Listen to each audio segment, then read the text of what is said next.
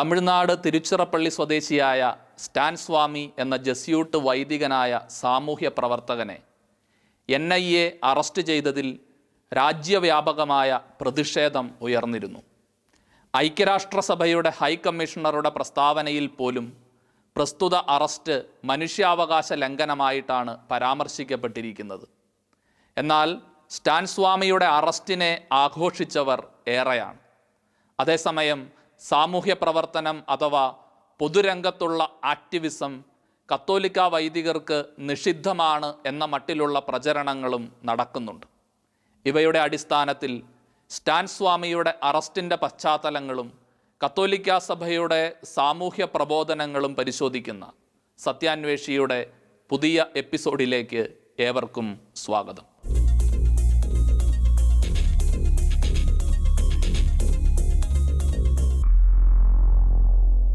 സഭയും ലോകവും തമ്മിലുള്ള ബന്ധത്തെക്കുറിച്ച് വ്യത്യസ്ത നിലപാടുകൾ വ്യത്യസ്ത കാലഘട്ടങ്ങളിൽ സഭയ്ക്കുണ്ടായിരുന്നു. പരമ്പരാഗതമായി യുഗാന്ത്യോന്മുഖമായ കാഴ്ചപ്പാടുകളോടെ വിശ്വാസം ജീവിച്ച സഭയെ ആണ് നാം കാണുന്നത്. സഭ ലോകത്തിലാണെങ്കിലും ലോകത്തിൻ്റേതല്ല. അതിനാൽ തന്നെ ലോകത്തെ ലാഘവത്തോടെ കാണുന്ന കാഴ്ചപ്പാട് ഈ നിലപാടിനോടൊപ്പം നിലനിന്നിരുന്നു. എന്നാൽ കാലക്രമേണ മിശിഹായുടെ മനുഷ്യാവതാരത്തെക്കുറിച്ചുള്ള ആഴമായ വിചിന്തനങ്ങളിലൂടെ ലോകത്തെയും ഗൗരവപൂർവം പരിഗണിക്കേണ്ടതുണ്ട് എന്ന ചിന്തയിലേക്ക് സഭ എത്തിച്ചേർന്നു. ലോകത്തെ ദൈവം തന്നെ ഗൗരവമായി എടുക്കുന്നു എന്നതിൻ്റെ തെളിവായി മനുഷ്യാവതാരത്തെ മനസ്സിലാക്കാൻ കത്തോലിക്ക സഭയ്ക്ക് സാധിച്ചു. പാപമൊഴികെ മാനുഷികമായതെല്ലാം ദൈവപുത്രൻ ഈ ലോകത്തിൽ നിന്ന് സ്വീകരിച്ചു. അതിനാൽ തന്നെ അവൻ സ്വീകരിച്ചതെല്ലാം രക്ഷിക്കപ്പെട്ടതാണ്. അവൻ നമുക്കായി നേടിത്തന്ന രക്ഷ മരണാനന്തരം ലഭിക്കാനിരിക്കുന്ന ഒന്നല്ല, മറിച്ച് അത് ഈ ലോകത്തിലും നിറഞ്ഞിരിക്കുന്നതാണ്. സാമ്പത്തിക മേഖല, തൊഴിൽ, സാങ്കേതിക വിദ്യ, വാർത്താവിനിമയ മാർഗങ്ങൾ, രാഷ്ട്രീയം, അന്താരാഷ്ട്ര സമൂഹം, സംസ്കാരം എന്നിങ്ങനെയുള്ള യാഥാർത്ഥ്യങ്ങളിലും രക്ഷ നിറഞ്ഞിരിക്കുന്നു. രക്ഷയെ വ്യക്തിഗത അനുഭവമായി പരിഗണിക്കാതെ കൂട്ടായ്മയിൽ മനസ്സിലാക്കാനും തിരുസഭ ശ്രമിക്കുന്നുണ്ട്. ദൈവം ഈശോ മിശിഹായിൽ വ്യക്തിയെ മാത്രമല്ല മനുഷ്യർ തമ്മിൽ നിലനിൽക്കുന്ന സാമൂഹ്യ ബന്ധങ്ങളെയും രക്ഷിക്കുന്നുണ്ട്. നീതിക്കും സമാധാനത്തിനും വേണ്ടിയുള്ള പൊന്തിഫിക്കൽ കൗൺസിലാണ് സഭയുടെ സാമൂഹ്യ പഠനങ്ങൾക്ക് നേതൃത്വം കൊടുക്കുന്ന വത്തിക്കാൻ കാര്യാലയം. സഭയുടെ സാമൂഹ്യ പ്രബോധനത്തിൻ്റെ സംക്ഷിപ്തവും എന്നാൽ സമ്പൂർണവുമായ ഒരു നിരീക്ഷണം അവതരിപ്പിക്കുന്നതിനു വേണ്ടി പരിശുദ്ധ പിതാവ് ജോൺ പോൾ രണ്ടാമൻ്റെ നിർദ്ദേശമനുസരിച്ച് ഈ കൗൺസിലാണ് സാർവത്രിക സഭയുടെ സാമൂഹിക പ്രബോധന സംക്ഷേപം 2004 ക്രോഡീകരിച്ചത്.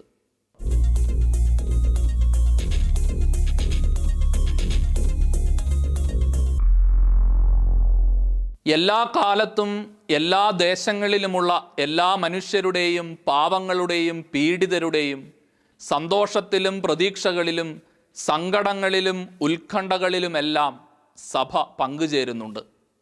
ഇത് ക്രിസ്തുവിൽ നിവർത്തിതമായതും ഇക്കാലത്ത് തുടരുന്നതുമായ ദൈവരാജ്യത്തിൻ്റെ സുവിശേഷം അവരിൽ എത്തിക്കുന്നതിനു വേണ്ടിയാണ്.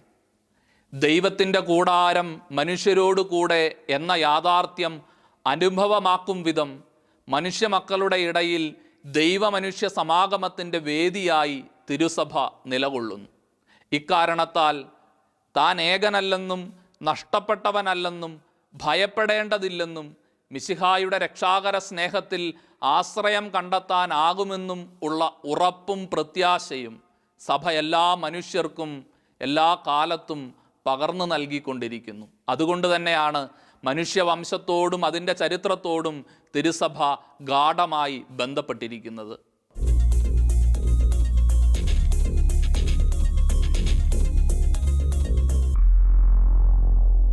തിരുസഭയുടെ പരമോന്നത ആരാധനയായ വിശുദ്ധ കുർബാന അയൽക്കാരനോടുള്ള സ്നേഹ ശുശ്രൂഷയ്ക്ക് തുടക്കം കുറിക്കാൻ ഓരോ വിശ്വാസിയെയും പ്രേരിപ്പിക്കുന്നുണ്ട്. ബെനഡിക്റ്റ് 16 മാർപ്പാപ്പയുടെ സ്നേഹത്തിൻ്റെ കൂദാശ എന്ന ശ്ലൈഹിക പ്രബോധനം പറയുന്നത് ഇങ്ങനെയാണ്: മറ്റുള്ളവർക്ക് വേണ്ടി മുറിക്കപ്പെട്ട അപ്പമാകുവാനും കൂടുതൽ നീതിപൂർവകവും സഹോദരപരവുമായ ലോകം സൃഷ്ടിക്കാനും വേണ്ടി അധ്വാനിക്കുന്നതിനും വിശുദ്ധ കുർബാന അവിടുന്നിൽ വിശ്വസിക്കുന്ന എല്ലാവരെയും നിർബന്ധിക്കുന്നു. അതിനാൽ അനീതിയുടെയും ചൂഷണത്തിൻ്റെയും ഫലമായി ജനങ്ങൾ പട്ടിണി കൊണ്ട് മരിക്കുന്ന മനുഷ്യത്വരഹിതമായ സാഹചര്യങ്ങളെ നാം തള്ളിപ്പറയണം എന്ന് സത്യത്തിൻ്റെ ഭക്ഷണമായ വിശുദ്ധ കുർബാന നമ്മോട് ആവശ്യപ്പെടുന്നുണ്ട്. സമൂഹത്തിൽ നിലവിലുണ്ടായിരിക്കേണ്ട സമത്വത്തിൻ്റെ നീതിയെക്കുറിച്ചാണ് വിശുദ്ധ കുർബാന പഠിപ്പിക്കുന്നത്. ഏതെങ്കിലും തരത്തിൽ നിലനിൽക്കുന്ന അനീതി അടിസ്ഥാനരഹിതമാണ് എന്ന് സ്ഥാപിച്ചുകൊണ്ട് വിശുദ്ധ ജോൺ ക്രിസോസ്റ്റം പറയുന്നത് ഇങ്ങനെയാണ്: ഈ ലോകത്തിലെ സമ്പത്തെല്ലാം ദൈവം എല്ലാവർക്കുമായി തുല്യമായി നൽകിയിരിക്കുന്നു. നമുക്കെല്ലാവർക്കും വെളിച്ചമായി ഒരു സൂര്യനെയും നമുക്കെല്ലാവർക്കും മേൽക്കൂരയായി ഒരാകാശത്തെയും നമുക്ക് ഭോജനമേശയായി ഒരു ഭൂമിയെയും ദൈവം നൽകി. നമുക്കെല്ലാവർക്കുമായി ഒരേയൊരു ആത്മീയ ജനനമാണ് ഉള്ളത്. സ്വർഗത്തിലെ ഒരേയൊരു ദേശമാണ് നാം എല്ലാവരുടെയും ദേശം. ഒരേ പാനപാത്രത്തിൽ നിന്നാണ് നാം എല്ലാം പാനം ചെയ്യുന്നത്. ധനികനു വേണ്ടി വലിപ്പം കൂടിയതും ബഹുമാനമേറിയതുമായ ഒരു ദാനം ദൈവം നൽകിയില്ല. ദരിദ്രനു വേണ്ടി വലിപ്പം കുറഞ്ഞതും നികൃഷ്ടവുമായ ഒരു സമ്മാനം ദൈവം നൽകിയില്ല. എല്ലാവരെയും ഒരുപോലെയാണ് ദൈവം വിളിച്ചത്. പിന്നെ എങ്ങനെയാണ് ജീവിത സാഹചര്യങ്ങളിൽ വലിയ അസമത്വമുണ്ടായത്? സമ്പന്നരുടെ അത്യാർത്തിയും അഹന്തയുമാണ് ഇതിന് കാരണം. ജോൺ ക്രിസോസ്റ്റമിൻ്റെ വാക്കുകളാണ് ഇത്. സാമൂഹ്യ അനീതിയുടെ മുൻപിൽ നിസ്സംഗരായി നിൽക്കാൻ വിശ്വാസികൾക്ക് സാധിക്കില്ല എന്ന് പ്രസ്താവിച്ചുകൊണ്ട് ബെനഡിക്റ്റ് 16 മാർപ്പാപ്പ പറയുന്നത് ഇങ്ങനെയാണ്: ലോകത്തിലെങ്ങും സമ്പന്നരും ദരിദ്രരും തമ്മിലുള്ള വിടവ് കൂടെ കൂടെ വർദ്ധിപ്പിക്കുന്ന ആഗോളീകരണത്തിൻ്റെ ചില പ്രക്രിയകൾക്ക് മുമ്പിൽ നാം നിസ്സംഗരായി നിൽക്കാൻ പാടില്ല. സ്വർഗത്തിലേക്ക് വിളിച്ചു കരയുന്ന അസമത്വങ്ങളെ സൃഷ്ടിച്ചുകൊണ്ട് ഭൂമിയുടെ സമ്പത്ത് ദൂർത്തടിക്കുന്നവരെ നാം തള്ളിപ്പറയണം.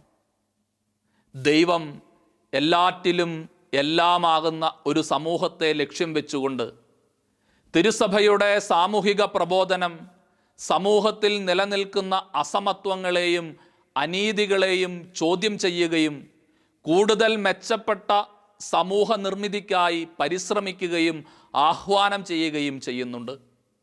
ഉച്ചനീചത്വങ്ങളില്ലാത്ത ഒരു സമൂഹം, ചൂഷകനും ചൂഷിതനുമില്ലാത്ത ഒരു സമൂഹം, തന്നെപ്പോലെ തൻ്റെ അയൽക്കാരനെ സ്നേഹിക്കണം എന്ന പ്രമാണമനുസരിച്ച് ജീവിക്കുന്നവരുടെ സമൂഹം, മറ്റുള്ളവർ നിങ്ങളോട് എങ്ങനെ പെരുമാറണമെന്ന് നിങ്ങൾ ആഗ്രഹിക്കുന്നുവോ അങ്ങനെ തന്നെ നിങ്ങൾ അവരോടും പെരുമാറുവിൻ എന്ന കർത്തൃവചനങ്ങൾ ജീവിതത്തിൽ പകർത്തുന്നവരുടെ സമൂഹം. സ്റ്റാൻ സ്വാമിയുടെ ആക്ടിവിസത്തിൻ്റെ ചൈതന്യവും ഈ ദർശനം തന്നെയായിരുന്നു. സ്റ്റാൻ സ്വാമിയെപ്പോലെ ലോകത്തിൻ്റെ വിവിധ ഭാഗങ്ങളിൽ വിവിധ ദേശങ്ങളിൽ അനീതി അനുഭവിക്കുന്നവരോട് ചേർന്ന് നിന്നുകൊണ്ട് സുവിശേഷ പ്രഘോഷണം നടത്തുന്ന അനേകരെ നമുക്ക് കാണാൻ കഴിയും. സ്റ്റാൻ സ്വാമിയുടെ പ്രവർത്തന മണ്ഡലങ്ങളെയും പ്രതിസന്ധികളെയും കുറിച്ച് അദ്ദേഹം കാരവൻ മാസികയുടെ ചിത്രാംഗത ചൗധരിക്ക് നൽകിയ അഭിമുഖത്തിലൂടെ ഒന്ന് മനസ്സിലാക്കാൻ ശ്രമിക്കാം.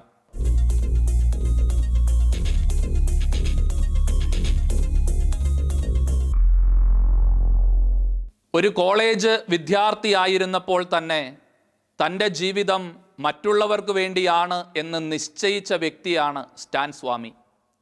തന്നെ ഏറ്റവും ആവശ്യമുള്ളത് എവിടെയാണ് എന്ന് സ്വയം ചോദിച്ചതിൻ്റെ ഉത്തരമായിരുന്നു മധ്യ ഇന്ത്യ. ധാതുക്കൾ ധാരാളം നിറഞ്ഞ ദേശത്താണ് അവിടെ ആദിവാസികൾ താമസിച്ചിരുന്നത്. മറ്റുള്ളവർ ഈ ധാതുക്കൾ ഉപയോഗപ്പെടുത്തി സമ്പന്നരായി എങ്കിലും അവിടെയുള്ള ആദിവാസികൾക്ക് ഒന്നും ലഭിച്ചില്ല. ജസ്യൂട്ട് സന്യാസ സമൂഹത്തിൽ ചേർന്ന സ്റ്റാൻ സ്വാമിക്ക് ദീർഘകാലം നീണ്ട പരിശീലനത്തിലൂടെ കടന്നു പോകേണ്ടി വന്നു എങ്കിലും ഈ മേഖലകളിൽ പോയി ജോലി ചെയ്യാനുള്ള ആഗ്രഹം എല്ലായ്പ്പോഴും അദ്ദേഹം തൻ്റെ ഹൃദയത്തിൽ സൂക്ഷിച്ചിരുന്നു. ഫിലിപ്പൈൻസിൽ നിന്ന് സോഷ്യോളജിയിൽ ബിരുദാനന്തര ബിരുദം നേടി 1971 ഇന്ത്യയിലേക്ക് മടങ്ങിയെത്തിയപ്പോൾ ആദിവാസി ജനതയുടെ പ്രശ്നങ്ങൾ മനസ്സിലാക്കാനും അവരിലേക്ക് കടന്നു ചെല്ലാനും അദ്ദേഹം തൻ്റെ മേലധികാരികളുടെ അനുവാദം ചോദിച്ചു. വെസ്റ്റ് സിംഗ്റൂമിലെ ഒരു ഗ്രാമത്തിൽ 2 വർഷം താമസിച്ചുകൊണ്ട് ആദിവാസികളുടെ സാമൂഹിക സാമ്പത്തിക അവസ്ഥകളെക്കുറിച്ച് അദ്ദേഹം ഗവേഷണം നടത്തി. അവർ തങ്ങളുടെ ഉൽപ്പന്നങ്ങൾ വിപണിയിലെത്തിക്കുമ്പോൾ എങ്ങനെയാണ് ചൂഷണം ചെയ്യപ്പെടുന്നത് എന്ന് അദ്ദേഹം മനസ്സിലാക്കി.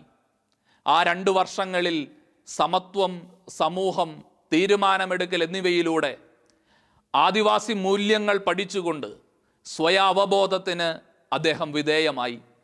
പിന്നീട് ബാംഗ്ലൂരിലെ ഇന്ത്യൻ സോഷ്യൽ ഇൻസ്റ്റിറ്റ്യൂട്ടിലെത്തി 15 വർഷങ്ങൾ അവിടെ ചിലവഴിച്ചു. അതിൽ 10 വർഷത്തോളം അദ്ദേഹം ആ ഇൻസ്റ്റിറ്റ്യൂട്ടിൻ്റെ ഡയറക്ടറായിരുന്നു. ഇൻസ്റ്റിറ്റ്യൂട്ടിലെ തൻ്റെ കാലാവധി അവസാനിച്ചപ്പോൾ തൻ്റെ ഗവേഷണ പരിശീലനം ആദിവാസികൾക്ക് ഉപയോഗപ്രദമാകും വിധം ചിലവഴിക്കുക എന്ന ഉദ്ദേശത്തോടെ അദ്ദേഹം ജാർഖണ്ഡിലേക്ക് തന്നെ മടങ്ങിപ്പോയി. വെസ്റ്റ് സിംഗ്ഭൂമിലെ ചൈബാസയിലെ താഴെത്തട്ടിലുള്ള ആദിവാസി സംഘടനയായ ജോഹറിനെ പുനരുജ്ജീവിപ്പിക്കാൻ അദ്ദേഹം സഹായിച്ചു. 2000-ഓടെ ജാർഖണ്ഡ് സംസ്ഥാനം രൂപീകരിക്കപ്പെട്ടപ്പോൾ ആദിവാസി യുവാക്കൾക്കായി ഒരു പരിശീലന കേന്ദ്രമായി പുതിയ സംസ്ഥാന തലസ്ഥാനമായ റാഞ്ചിയിൽ ബഗായിച്ച എന്ന ആശയം അദ്ദേഹം കൊണ്ടുവന്നു. ഇതിലൂടെ ഗവേഷണം, പരിശീലനങ്ങൾ, പാർശ്വവൽക്കരിക്കപ്പെട്ടവർക്ക് അവരുടെ അവകാശങ്ങളെക്കുറിച്ച് ബോധവൽക്കരണം എന്നിവയാണ് ലക്ഷ്യം വെച്ചിരുന്നത്. 2006-ൽ ബഗായിച്ച സ്ഥാപിക്കപ്പെട്ട അന്നു മുതൽ സ്റ്റാൻ സ്വാമി അവിടെയുണ്ട്.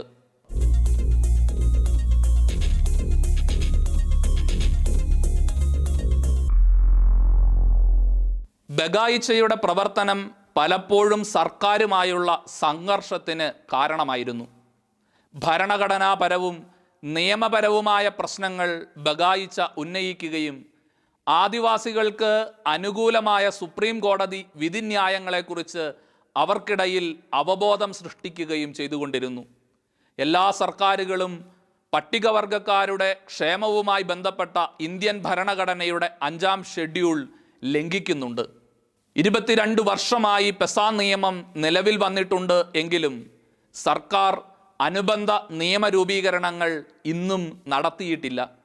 തന്മൂലം ഭരണഘടന പ്രകാരം ഷെഡ്യൂൾ ചെയ്ത പ്രദേശങ്ങളിൽ താമസിക്കുന്നവർക്ക് പരമ്പരാഗത ഗ്രാമസഭകളിലൂടെ സ്വയം ഭരണം അനുവദിക്കുന്നതിന് നടപ്പാക്കിയ പെസ അവഗണിക്കപ്പെട്ട് കിടക്കുന്നു എന്നതാണ് ബഗായിച്ച ഉയർത്തിയ പ്രധാന പ്രശ്നം. മറ്റൊന്ന് മോശമായി നടപ്പിൽ വരുത്തിക്കൊണ്ടിരുന്ന വനാവകാശ നിയമമാണ്. വനാവകാശത്തിനായുള്ള 16 ലക്ഷത്തിലധികം ക്ലെയിമുകൾ നിരസിക്കപ്പെട്ടു. ധാതുസമ്പന്നമായ പ്രദേശങ്ങളിൽ ആദിവാസി അവകാശങ്ങൾക്കായുള്ള സുപ്രീം കോടതി വിധിന്യായങ്ങൾ കാറ്റിൽ പറത്തപ്പെടുകയാണ്. സ്വകാര്യ കമ്പനികൾ ആദിവാസികളെ നാടുകടത്താൻ ശ്രമിച്ചുകൊണ്ടിരിക്കുന്നു. രാഷ്ട്രീയ പാർട്ടികൾ ജനങ്ങളോട് ഒരു ഉത്തരവാദിത്വവും കാണിക്കുന്നില്ല. അതേസമയം തെരഞ്ഞെടുപ്പ് സമയത്ത് കോർപ്പറേറ്റുകളെ ആവശ്യമുള്ളതിനാൽ അവർ കോർപ്പറേറ്റുകളോട് അനുഭാവം കാണിക്കുകയും ചെയ്യുന്നു. സംസ്ഥാനത്ത് പാവപ്പെട്ട ആദിവാസികളുടെയും ദളിതരുടെയും ഇടയിലുള്ള പട്ടിണി മരണങ്ങളെയും ബഗായിച്ച ചൂണ്ടിക്കാണിച്ചു. ആദിവാസികളുടെ പലവിധ പ്രശ്നങ്ങളുമായി ബന്ധപ്പെട്ട് കോടതികളിൽ ബഗായിച്ച സർക്കാരിനെ ശക്തമായി നേരിട്ടിരുന്നു. അതിൻ്റെ ഭാഗമായി പാവപ്പെട്ട ആദിവാസികൾ പലരും ജയിലുകളിലുണ്ട്. അതിനാൽ 2018-ൽ ജാർഖണ്ഡ് ഹൈക്കോടതിയിൽ വേഗത്തിലുള്ള വിചാരണ ആവശ്യപ്പെട്ടുകൊണ്ട് ബഗായിച്ച മറ്റൊരു കേസ് ഫയൽ ചെയ്യുകയും ചെയ്തു. പക്ഷേ അപൂർണങ്ങളായ വിവരങ്ങൾ മാത്രം നൽകിയാണ് സർക്കാർ കോടതിയിൽ മറുപടി കൊടുത്തത്. ബഗായിച്ച ഭരണകൂടത്തിൻ്റെ കണ്ണിലെ കരടായി തീരാൻ ഇവയെല്ലാം ധാരാളം മതിയായിരുന്നു.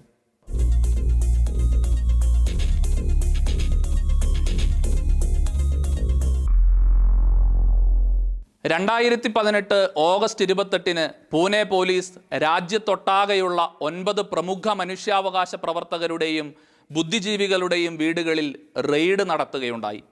ട്രേഡ് യൂണിയനിസ്റ്റും അഭിഭാഷകനുമായ സുധാ ഭരദ്വാജ്, പത്രപ്രവർത്തകനും ആക്ടിവിസ്റ്റുമായ ഗൗതം നവലഖ, അഭിഭാഷകരും ആക്ടിവിസ്റ്റുകളുമായ വെർണോൺ ഗോൺസാൽവസ്, അരുൺ ഫെരേര, അഭിഭാഷക സൂസൻ എബ്രഹാം, എഴുത്തുകാരനായ വരവര റാവു, എഴുത്തുകാരനും പ്രൊഫസറുമായ ആനന്ദ് ടെൽതുബഡെ, പത്രപ്രവർത്തകൻ ക്രാന്തി ടെക്ല, ജസ്യൂട്ട് വൈദികനും ആദിവാസി അവകാശ പ്രവർത്തകനുമായ സ്റ്റാൻ സ്വാമി എന്നിവരും ഇതിൽ ഉൾപ്പെടുന്നുണ്ട്. ഇവരിൽ 5 പേരെയും ഒരു ദിവസം മുഴുവൻ അറസ്റ്റ് ചെയ്ത് സൂക്ഷിക്കുകയും ജാമ്യം അനുവദിക്കാത്ത നിയമവിരുദ്ധ പ്രവർത്തന പ്രിവെൻഷൻ നിയമപ്രകാരം കേസെടുക്കുകയും ചെയ്തു. പിന്നീട് സുപ്രീം കോടതിയുടെ ഇടപെടലിനെ തുടർന്ന് അവരെ വീട്ടുതടങ്കലിലുമാക്കി. 2018 ഓഗസ്റ്റ് 31 മഹാരാഷ്ട്രയിലെ additional police general Parambir Singh ഇവർക്കെതിരായ പോലീസ് കേസ് വിശദീകരിക്കാൻ ഒരു പത്രസമ്മേളനം നടത്തി. ജൂൺ 6 അറസ്റ്റിലായ മറ്റൊരു സംഘം പ്രവർത്തകരുടെ ലാപ്ടോപ്പിൽ നിന്നും ആയിരക്കണക്കിന് പാസ്വേഡ് പരിരക്ഷിത സന്ദേശങ്ങളും സാഹിത്യവും പോലീസ് പിടിച്ചെടുത്തിട്ടുണ്ട് എന്ന് പരംബീർ സിംഗ് പറഞ്ഞു. അറസ്റ്റിലായ പ്രവർത്തകർ നിരോധിത കമ്മ്യൂണിസ്റ്റ് പാർട്ടി ഓഫ് ഇന്ത്യയുടെ മാവോയിസ്റ്റ് ഓവർഗ്രൗണ്ട് കേഡറായി പ്രവർത്തിച്ചിരുന്നു എന്നും സർക്കാരിനെ അട്ടിമറിക്കാൻ ഗൂഢാലോചനയും മോദിയെ വധിക്കാൻ പദ്ധതി തയ്യാറാക്കി എന്നും ദളിതരെയും ആദിവാസികളെയും അതിനായി സംഘടിപ്പിച്ചു എന്നും ജനുവരിയിൽ പൂനെയിലെ ഭീമ കൊറാഗാവിൽ നടന്ന അക്രമത്തിന് പ്രേരിപ്പിച്ചു എന്നും പരംബീർ സിംഗ് അവകാശപ്പെട്ടു. ഈ അറസ്റ്റുകളുടെയും റെയ്ഡുകളുടെയും അടിസ്ഥാനം 2018 ജനുവരി 8 പൂനെയിലെ വ്യവസായിയായ തുഷാർ ദംഗതെ സമർപ്പിച്ച ഒരു റിപ്പോർട്ടാണ്. അതേസമയം 2018 ജനുവരി 1 പൂനെ നിവാസിയായ അനിത സവാലെ മറ്റൊരു FIR ഫയൽ ചെയ്തിരുന്നു. അതിൻ്റെ ഭാഗമായി ഭീമ കൊറേഗാവ് അക്രമത്തിന് ഉത്തരവാദികളായ 2 ഹിന്ദുത്വ നേതാക്കൾ മിലിന്ദ് എക്ബൊദെ, സംഭാജി ഭീഡെ എന്നിവർ പിടികൂടപ്പെടുകയും ചെയ്തിരുന്നു. പക്ഷേ ജനുവരി 1 പ്രസ്തുത FIR-നെ കുറിച്ചും അറസ്റ്റിനെ കുറിച്ചുമുള്ള പത്രപ്രവർത്തകരുടെ ചോദ്യങ്ങൾക്ക് ഉത്തരം നൽകാൻ പരംബീർ സിംഗ് വിസമ്മതിച്ചു. അറസ്റ്റിലായവരിൽ സ്റ്റാൻ സ്വാമി ഉൾപ്പെട്ടിട്ടില്ല എങ്കിലും വീടുകളിൽ റെയ്ഡ് നടത്തപ്പെട്ടവർ സംശയത്തിലുള്ളവരാണ് എന്നും നിരീക്ഷിച്ച് അന്വേഷണം നടത്തിവരികയാണ് എന്നും പരംബീർ സിംഗ് പറഞ്ഞു. ഇപ്പോൾ 83-കാരനായ സ്റ്റാൻ സ്വാമി താമസിച്ചു വരുന്നത് 2006 സ്ഥാപിതമായ ജാർഖണ്ഡിലെ റാഞ്ചിയിലുള്ള സാമൂഹിക ഗവേഷണ പരിശീലന കേന്ദ്രമായ ബഗായിച്ച എന്ന ക്യാമ്പസിലെ ഒരൊറ്റമുറി വീട്ടിലാണ്. ഇവിടെ ഇരുന്നു കൊണ്ടാണ് ജാർഖണ്ഡിലെ ആദിവാസി ഗ്രാമീണ സമൂഹങ്ങൾക്കായി അദ്ദേഹം പ്രവർത്തിച്ചു കൊണ്ടിരിക്കുന്നത്.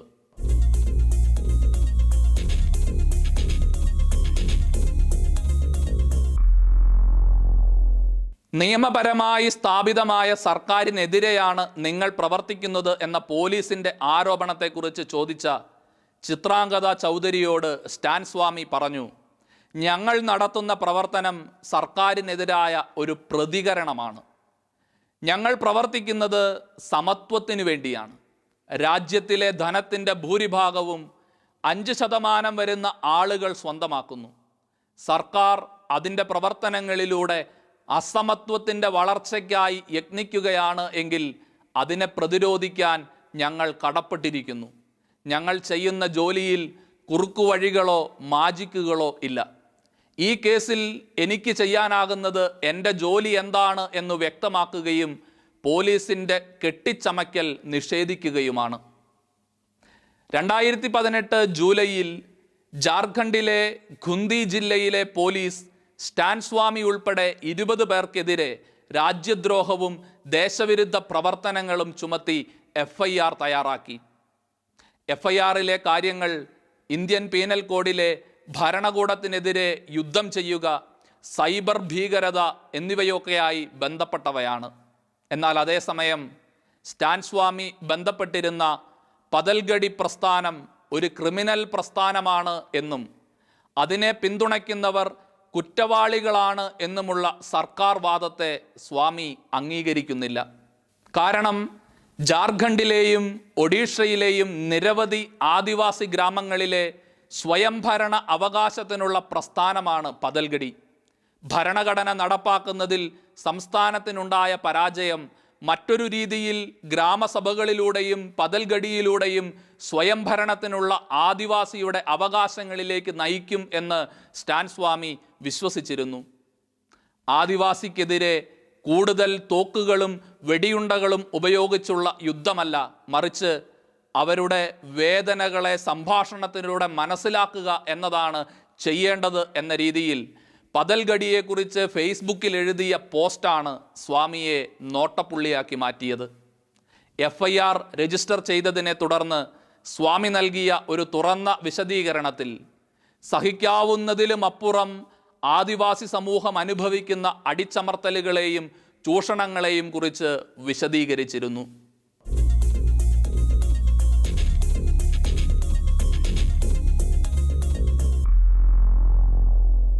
വിമോചന ദൈവശാസ്ത്രം വളരെയധികം തെറ്റിദ്ധരിക്കപ്പെട്ട ഒരു ദൈവശാസ്ത്ര സമീപന രീതിയാണ്. ദുർവ്യാഖ്യാനത്തിനും ദുരുപയോഗത്തിനും സഭാധികാരികളുടെ ഇടപെടലിനുമെല്ലാം ഇടവരുത്തിയ ഒരു ദൈവശാസ്ത്ര സമീപനമാണ് അത്. സഭയും സമൂഹവും തമ്മിലുള്ള ബന്ധത്തെക്കുറിച്ച് രണ്ടാം വത്തിക്കാൻ സുനഹദോസ് നടത്തിയ കാതലായ നിരീക്ഷണത്തിൻ്റെ ഭാഗമായിരുന്നു ക്രിസ്തീയ വിശ്വാസത്തിന് എങ്ങനെ സാധാരണ മനുഷ്യൻ്റെ അനുദിന ജീവിതത്തിൽ ഇടപെടാൻ സാധിക്കും എന്നത്.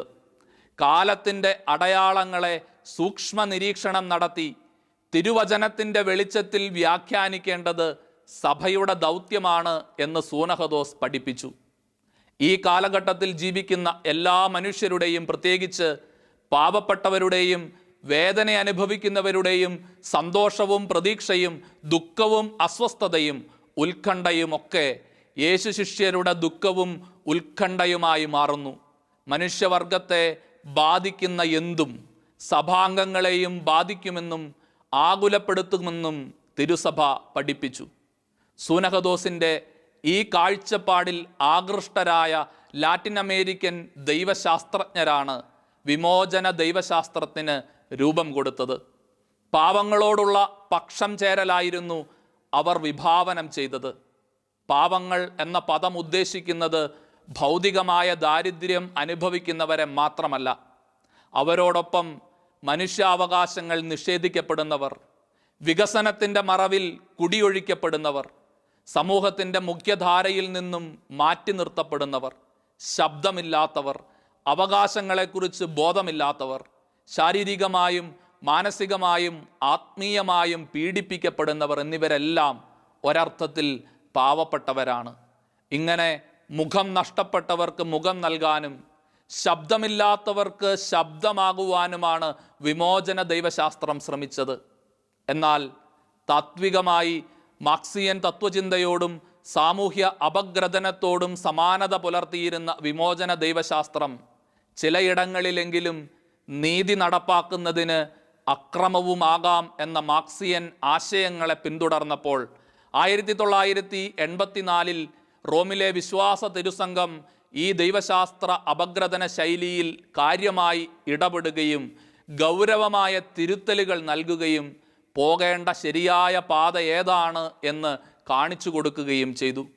ബൈബിളിലെ വിമോചന ദർശനത്തെയും സ്വാതന്ത്ര്യത്തെയും കുറിച്ചുള്ള കാഴ്ചപ്പാടിനെയും എങ്ങനെ പ്രായോഗികമാക്കാം എന്ന ദൈവശാസ്ത്ര ചിന്തയാണ് വിമോചന ദൈവശാസ്ത്രം എന്ന് വിശ്വാസ തിരുസംഘം അന്ന് പഠിപ്പിച്ചു.